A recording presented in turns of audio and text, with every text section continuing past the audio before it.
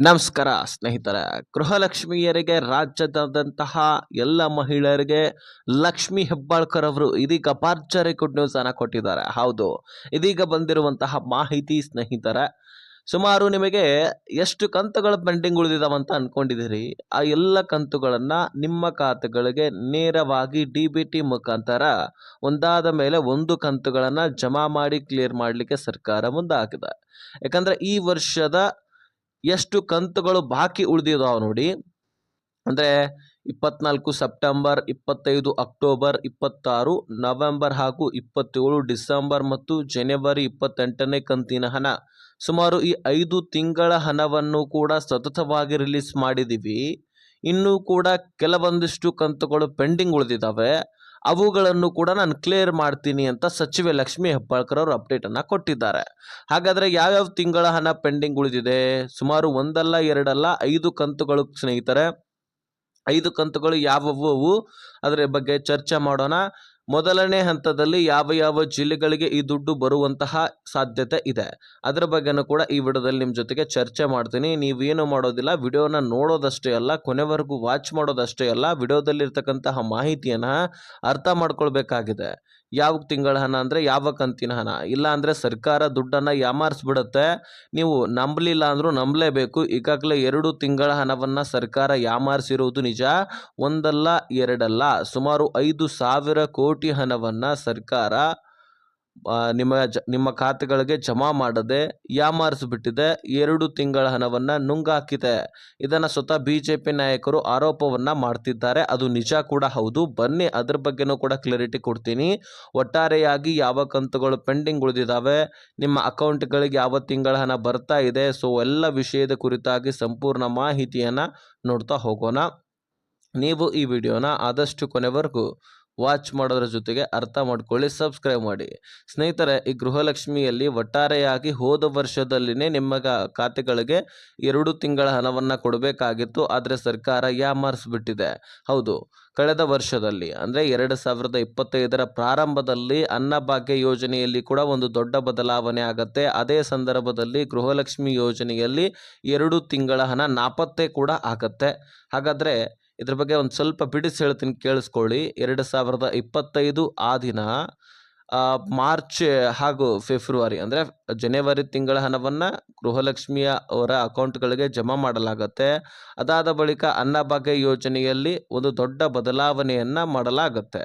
ಹೌದು, ಅದಕ್ಕಿಂತ ಮುಂಚಿತವಾಗಿ ನಿಮ್ಮ ಖಾತೆಗಳಿಗೆ ಡಿ-ಬಿ-ಟಿ ಮುಖಾಂತರ ಅನ್ನಭಾಗ್ಯ ಯೋಜನೆಯಲ್ಲಿ ಕೂಡ ದುಡ್ಡನ್ನು ಜಮಾ ಮಾಡ್ತಾ ಇದ್ರು. ಆದರೆ ಈಗ ಆ ಒಂದು ದುಡ್ಡಿನ ಬದಲಾಗಿ ಅಕ್ಕಿ ವಿತರಣೆ ಮಾಡಲಿಕ್ಕೆ ಪ್ರಾರಂಭಿಸ್ತಾರೆ. ಅದು ಕೇಂದ್ರ ಸರ್ಕಾರದಿಂದ 5 kg ಅಕ್ಕಿ ಆಲ್ರೆಡಿ ಬರ್ತಾ ಇತ್ತು, ಅದರಲ್ಲಿ ಇನ್ನು 5 kg ಅಕ್ಕಿಯನ್ನು ರಾಜ್ಯ ಸರ್ಕಾರದಿಂದ ಕೊಡಲಾಗ್ತಾ ಇದೆ. ಸೊ ಹಾಗಾದರೆ ಆ ಅಕ್ಕಿ ದಾಸ್ತಾನು ರಾಜ್ಯ ಸರ್ಕಾರದ ಬಳಿ ಇರಲಿಲ್ಲ, ಕೇಂದ್ರ ಸರ್ಕಾರದ ಬಳಿ ಕೇಳಿದಾಗ ಆವಾಗಲೂ ಕೇಂದ್ರ ಸರ್ಕಾರದ ಬಳಿ ಅಕ್ಕಿ ದಾಸ್ತಾನು ಇರಲಿಲ್ಲ. ಹಾಗಾಗಿ ನಿಮಗೆ ದುಡ್ಡು ಕೊಡ್ತಾ ಇದ್ರು. ಅದಾದ ಬಳಿಕ ದಾಸ್ತಾನು ಇದೆ ಅಂತ ಹೇಳಿದ ತಕ್ಷಣವೇ KH ಮುನಿಯಪ್ಪನವರು ಕೇಂದ್ರ ಸಚಿವರಾದಂತಹ ಶಿವರಾಜ್ ಸಿಂಗ್ ಚೌಹಾಣ್ ಹತ್ರ ಮಾತನಾಡಿ ನಿಮ್ಮ ಖಾತೆಗಳಿಗೆ ದುಡ್ಡೇನು ಜಮಾ ಮಾಡ್ತಾ ಇದ್ರಲ್ಲ ಅದನ್ನು ಬಂದ್ ಮಾಡಿ ನಿಮಗೆ 10 kg ಅಕ್ಕಿಯನ್ನು ಕೊಡ್ತೀವಂತ ಮಾತು ಕೊಟ್ಟಿದ್ರು, ಅದನ್ನು ವಿತರಣೆ ಮಾಡಲಿಕ್ಕೆ ಸಿದ್ಧರಾಗ್ತಾರೆ. KH ಮುನಿಯಪ್ಪನವರು ಮಾತನಾಡಿದಾಗ ತಲಾ 1 kgಗೆ 23 ರೂಪಾಯಿದಂತೆ, ಅಂದರೆ ಎಲ್ಲ ಸರಬರಾಜು ವೆಚ್ಚ ಹಿಡಿದು ಎಲ್ಲವೂ ಕೂಡ ಅಲ್ಲಿ 1 kg ಅಕ್ಕಿಗೆ 23 ರೂಪಾಯಿದಂತೆ ಅದು ಬೀಳುತ್ತೆ. ಸೊ ಹಾಗಾಗಿ ಆ ಅಕ್ಕಿಯನ್ನು ವಿತರಣೆ ಮಾಡ್ತಾರೆ, ಒಟ್ಟಾರೆಯಾಗಿ ಆ ಮಾರ್ಚ್, ಫೆಬ್ರವರಿ ಮತ್ತು ಮಾರ್ಚ್ ತಿಂಗಳಲ್ಲಿ. ಅದೇ ಸಂದರ್ಭದಲ್ಲಿ ಏನಾಗುತ್ತೆ ಅಂದರೆ ಈ ಗೃಹಲಕ್ಷ್ಮಿ ಯೋಜನೆಯಲ್ಲಿ ದುಡ್ಡು ಸರಿಯಾಗಿ ಕೊಡ್ತಾ ಇರೋದಿಲ್ಲ. ಜನವರಿ ತಿಂಗಳಾದ ಬಳಿಕ ಆ ಫೆಬ್ರವರಿ ಮಾರ್ಚನ್ನು ಯಾಮಾರಿಸಿ ಡೈರೆಕ್ಟ್ ಏಪ್ರಿಲ್ ತಿಂಗಳ ಹಣವನ್ನು ಕೊಡಲಾಗತ್ತೆ. ಹೌದು ಸ್ನೇಹಿತರೆ, ಜನವರಿ ತಿಂಗಳ ಹಣ ಕೊಟ್ಟ ತಕ್ಷಣ ಡೈರೆಕ್ಟ್ ಆಗಿ ಏಪ್ರಿಲ್ ತಿಂಗಳ ಹಣವನ್ನು ಕೊಡಲಾಗತ್ತೆ. ನಿಮ್ಮ ಅಕೌಂಟ್ಗಳಿಗೆ ಈ ದುಡ್ಡನ್ನು ಜಮಾ ಮಾಡಲಿಕ್ಕೆ ಸರ್ಕಾರ ಒಂದು ಯಾಮಾರಿಸ್ಬಿಡುತ್ತೆ. 5,000 ಕೋಟಿ ಹಣವನ್ನು ಕೊಡೋದೇ ಇಲ್ಲ, ಹಣಕಾಸು ಇಲಾಖೆ ಹತ್ರನೇ ಅದು ಇದೆ ಅಂತ ಈಗ ತಾನೇ ಸುದ್ದಿ ಬಂದಿರತಕ್ಕಂಥದ್ದು. ಹಾಗಾಗಿ ಆ 2 ತಿಂಗಳ ಹಣವನ್ನು ನೀವು ಯಾಕೆ ಕೊಟ್ಟಿಲ್ಲ ಅಂತ ಈಗಾಗಲೇ BJP ನಾಯಕರು ಚಳಿಗಾಲದ ಅಧಿವೇಶನದಲ್ಲಿ ಸಚಿವೆ ಲಕ್ಷ್ಮಿ ಹೆಬ್ಬಾಳ್ಕರ್ ಅವರಿಗೆ ಪ್ರಶ್ನೆ ಮಾಡಿ ಬಹಳ ಒತ್ತಡವನ್ನು, ಪ್ರೆಷರನ್ನು ಹಾಕ್ತಾರೆ. ಸೊ ಸಚಿವೆ ಲಕ್ಷ್ಮಿ ಹೆಬ್ಬಾಳ್ಕರ್ ಅವರು ಮೊದಲನೇ ಹಂತದಲ್ಲಿ ಕೊಟ್ಟಿದ್ದೀನಿ, ಕ್ಲಿಯರ್ ಮಾಡಿದ್ದೀನಿ ಅಂತಲೇ ಹೇಳ್ತಾರೆ. ಆದರೆ ಅದು ಪೆಂಡಿಂಗ್ ಉಳಿದಿರೋದು ನಿಜ ಕೂಡ ಆಗಿರುತ್ತೆ. ಅದನ್ನು ನೀವು ಕೊಡಲೇಬೇಕಾದಂತಹ ಅನಿವಾರ್ಯತೆ, ಒತ್ತಡವನ್ನು ಕೂಡ ಹೇರಲಾಗತ್ತೆ. ಸೊ ಹಾಗಾಗಿ ಆ 2 ತಿಂಗಳ ಹಣವನ್ನು ನಿಮ್ಮ ಅಕೌಂಟ್ಗಳಿಗೆ ಜಮಾ ಮಾಡ್ತಾರೆ ಸ್ನೇಹಿತರೆ. ಸೊ ಈಗೇನು ಪೆಂಡಿಂಗ್ ಉಳಿದಿತ್ತಲ್ಲ ಆ 2 ತಿಂಗಳ ಹಣ ಜೊತೆಗೆ ಈ ವರ್ಷದಲ್ಲಿ ಎಷ್ಟು ತಿಂಗಳ ಹಣ ಪೆಂಡಿಂಗ್ ಉಳಿದಿದೆ ಅಂದರೆ ಈಗಾಗಲೇ ಜನವರಿ ತಿಂಗಳ ಹಣ ಅಂದರೆ 28ನೇ ಕಂತಿನ ಹಣ ಕ್ಲಿಯರ್ ಆಗಿದೆ.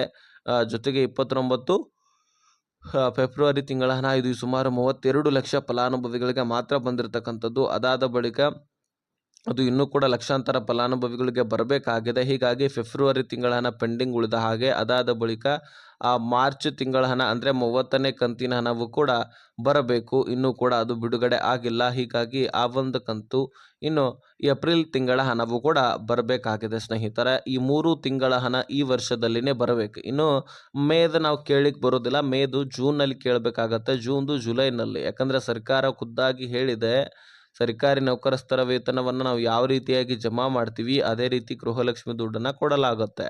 ಅಂದರೆ ಸರ್ಕಾರಿ ನೌಕರಸ್ಥರ ವೇತನ ಅಂದರೆ ಈಗ ಈಗ ಒಂದು ತಿಂಗಳು ನಾವು ದುಡಿಮೆ ಮಾಡ್ತೀವಿ, ತದನಂತರ ಅದರ ವೇತನವನ್ನು ಮತ್ತೊಂದು ತಿಂಗಳಲ್ಲಿ ಪ್ರಾರಂಭದಲ್ಲಿ ಪಡ್ಕೊಳ್ತೀವಿ. ಈಗ ಮೇ ತಿಂಗಳು ದುಡಿಮೆ ಮಾಡಿದ್ರೆ ಜೂನ್ನಲ್ಲಿ ವೇತನ ಪಡ್ಕೊಳ್ತಾರೆ, ಜೂನ್ನಲ್ಲಿ ದುಡಿಮೆ ಮಾಡಿದ್ರೆ ಜುಲೈನಲ್ಲಿ ವೇತನ ಪಡ್ಕೊಳ್ತಾರೆ.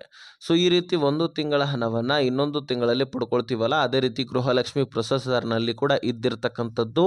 ಸೊ ದಿಢೀರನೇ ಜಮಾ ಮಾಡ್ಲಿಕ್ಕೆ ಆಗೋದಿಲ್ಲ, ಅದಕ್ಕೋಸ್ಕರ ಸಾಕಷ್ಟು ಪ್ರೊಸೆಸರ್ ಇರುತ್ತೆ. ಅದೆಲ್ಲವೂ ಕೂಡ ಮುಗಿತಾ ಬಂದಾಗ ನಿಮ್ಮ ಅಕೌಂಟ್ಗಳಿಗೆ ಬರುತ್ತೆ. ಸೊ ಈ ವರ್ಷದಲ್ಲಿ ಹಾಗಾಗಿ ಫೆಬ್ರವರಿ, ಮಾರ್ಚ್ ಮತ್ತು ಏಪ್ರಿಲ್ ತಿಂಗಳ ಹಣ ಬರಬೇಕಾಗಿದ್ದು, ಹೋದ ವರ್ಷದ ಫೆಬ್ರವರಿ, ಮಾರ್ಚ್ ತಿಂಗಳ ಹಣವು ಕೂಡ ಬರಬೇಕಾಗಿದೆ. ಇದನ್ನು ನಾವು ಕ್ಯಾಲ್ಕುಲೇಟ್ ಮಾಡಿದ್ರೆ ಸುಮಾರು 5 ತಿಂಗಳ ಹಣ ಬರಬೇಕಾಗಿದೆ. ಮತ್ತು ನಿಮಗೆ ದಿಢೀರನೆ ಸುಮಾರು 4-5 ಕಂತುಗಳು ಕೂಡ ಜಮಾ ಆದವು ಯುಗಾದಿ ಹಾಗೂ ರಂಜಾನ್ ತಿಂಗಳ ಒಂದು ಸಂದರ್ಭದಲ್ಲಿ.